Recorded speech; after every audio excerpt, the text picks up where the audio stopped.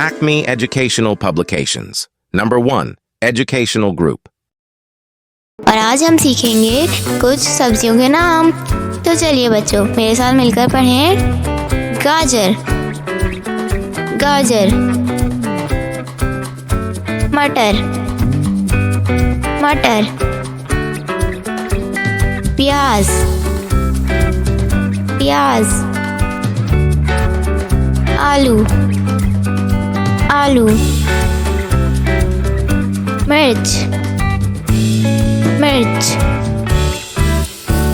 टमाटर, टमाटर। बैंगन, बैंगन। तो जी बच्चों, आज हमने सब्जियों के नाम सीखे हैं। आप सब ये नाम याद करें और खुद से लिखने की कोशिश करें। इसी तरह की और मज़ेदार वीडियोस देखने के लिए आप हमारे चैनल को सब्सक्राइब करें, वीडियो को लाइक करें और शेयर करना ना भूलिएगा। मिलते हैं अगली वीडियो में, तब तक के लिए अल्लाह हाफ़िज़ प्यारे दोस्तों।